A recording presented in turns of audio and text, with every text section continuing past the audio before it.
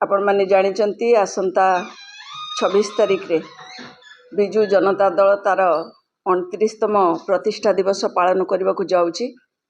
दीर्घ 28 वर्ष धरी बिजु बाबू को आदर्श रे तैयारी होइतिबा ये दल नवीन पट्टनायक नेतृत्व रे सबु बेले लोकंक डेवलपमेंट नहीं काम करिछि। विशेष करी महिला मानक किभली भाव में सशक्त करा जिवो, तांको केमिति सेमाने समाज रे स्वाभिमान सहित रहिबे सेथिपई से अहर उद्यम करथिले। आउ जो थिरे से सफलता मध्य हासिल करथिले, जो थिरे गोटे उदाहरण सृष्टि करथिला ओडिशा महिला सशक्तिकरण रे।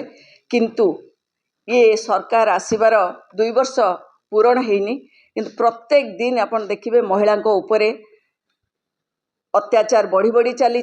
आउ जदि विशेष करी मु भुवनेश्वर कथा कहबी, ये हूँ राजधानी राज्यर, किंतु एठी गोटे छोट छुआ ठारू आरंभ करी गोटे छोट झील ठारू आरंभ करी जड़े वयस्का महिला मध्य सुरक्षित नहांती। आपण एठू अनुमान करथिबे जे ओडिशार महिला माने आज को भली परिस्थिति रे अछंती। ए कथा को गोटे निश्चित भाव रे आज गोटे महिला माने जदि जेतबे तांकर निजर झियो रोचंती, छोट झियो से कोठी के छाड़ी की चाकरी करबा पई बा निज गोटरे छिड़ा हबा पई मध्य साहस करबा को से तांकर दंभ जुटै पारु नांती। पिला को स्कूल छाड़ला बेल को मध्य से माने चिंतार रोचंती।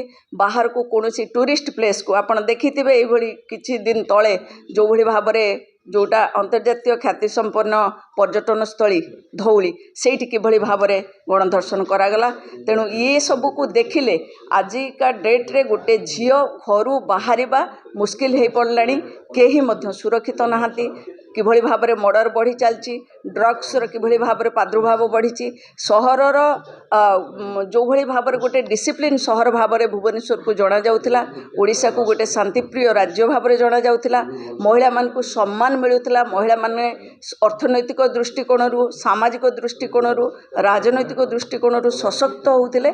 आज महिलाटे घर गोड़ काढ़ा मध्य साहस जुटै पारु नाही। ये सब कथा को आमे निश्चित भाव में आमर प्रिय नेता श्री नवीन बाबू को नेतृत्व रे आकु आगो को नेबू, लोक मान पाखरे पहुँचेबू, घरे घरे पहुँचेबू। विरोध गोटे दायित्व संपन्न विरोधी दल भाव में आम आम दायित्व संपन्न करूँ। धन्यवाद।